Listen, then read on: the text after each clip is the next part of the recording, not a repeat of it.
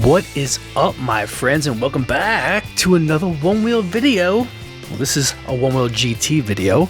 Today we're going to be reviewing Craft&Ride's rear foot pad. This is a concave foot pad, and it's got a little flare out, meaning the pad extends a little bit past the board of the GT itself, which gives you a lot more foot real estate, and we'll get into that in a second. But first, as you can see here, I'm going to compare it to my Future Motion rear high kickback pad that I ordered. One of the upgraded accessories you can order when you're configuring your OneWheel GT.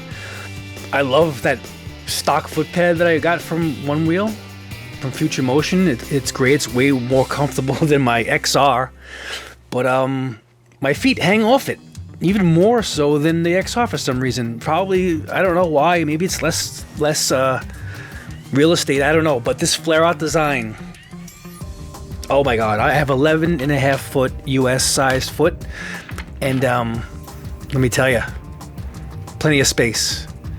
And we're gonna get into a quick little ride. I got some ride footage for you. But yeah, I couldn't wait. I mean, I got an alert today at work that my foot pad was coming in the mail. So when I got home from work, it was already there. And as you can see right here, I'm getting to work, putting it all together. They give you a Torx wrench, and they give you 2 screws for the rear right there. But other than that, you have to use your Future Motion screws that came, you know, with your other pad and your rear bumper screws. When I got on this foot pad, oh my god, it felt like I could tap dance on there. It was so much more space than I'm used to. Like I said, I have an 11.5 size foot. As you can see on my board, you guys, you can see from this footage, my rear foot has plenty of space, and I'm almost, completely, I ride kind of angled with my foot angled like that. Even if I were to ride, completely like, perpendicular to the road, I still have plenty of space. And with that extra real estate, I feel like I have more board control, even more than before. I feel like, you can really dig in your carving, and you just have a great sense of even more confidence. I'm a rider that's used to flight fins on my XR, and so I'm getting a little accustomed to not having the flight fins anymore. I don't want to transfer them over from my XR to my GT. I just don't think it would fit right. But I'm really enjoying the freedom of not having those annoying, then I wouldn't say call them annoying, but sometimes the fins are annoying if you don't want to use them, but I was always relying on those fins, and now you don't really have to. You don't, unless you're doing a lot of 3, 4, 5 feet jumping off cliffs and stuff. I mean, you're pretty well seated. Even with the stock pads, just seated, your feet are planted in there really good, so much better than the XR and Pint. And now with Craft&Ride's optional foot pad, even better. Now there's a couple of things I want to bring up with the foot pad. I mean, this is perfect, it feels perfect, but just some things to be concerned. Not really a big deal. The grip tape is not going to match your stock front pad, so just keep that in mind. Some people may not, they have to have everything matching a certain way. The grip tape is it's the same grip tape Craft&Ride is used in for the XR and Pint pads. It's an excellent grip tape. And the GT grip tape has improved from Future Motion.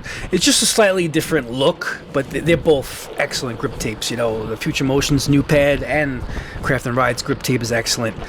Now, another thing to note, that this foot pad is not plastic. It is wood, just like the XR foot pads. Wooden pad. So you may like that, you may not like that, you may have no problem with it. For me, honestly, I cannot feel the difference. Like if you blindfolded me, you threw me on a wooden pad, threw me on a plastic pad, I really can't tell.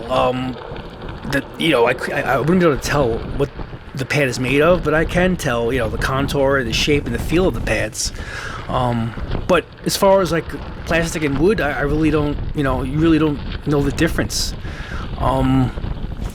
The one thing to note, since the tail flares out at the back. If you're used to holding your one wheel vertically, you know, and you go to put it down on the ground, be mindful that that rear peg can slam into the ground and get chipped because it's wood and it's painted.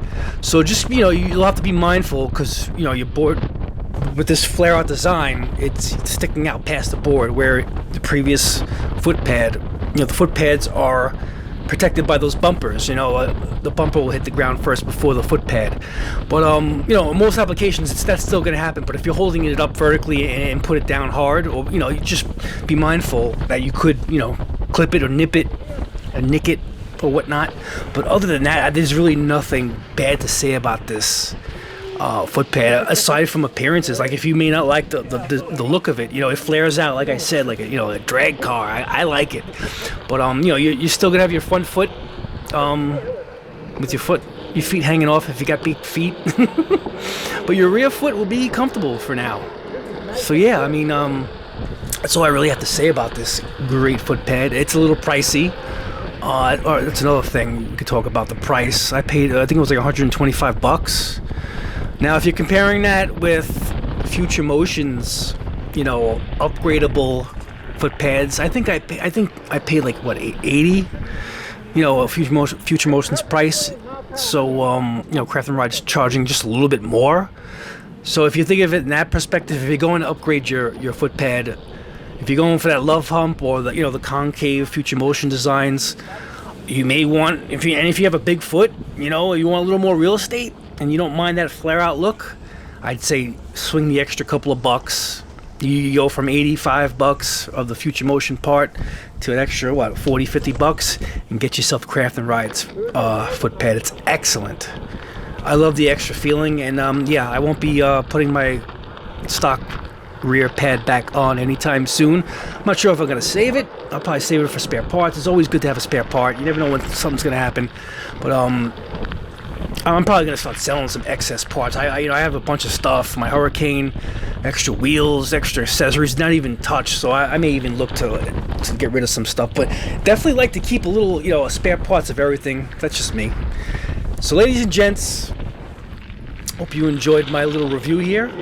And as you can see, I have a one-wheel partner. I actually met one of my subscribers, and he happened to live local. It's a small world, and we were riding together. That's how you see this footage. So that's going to be a topic for my next video, one of my next one-wheel videos. You know, riding with one of my subscribers. Cool dude, man.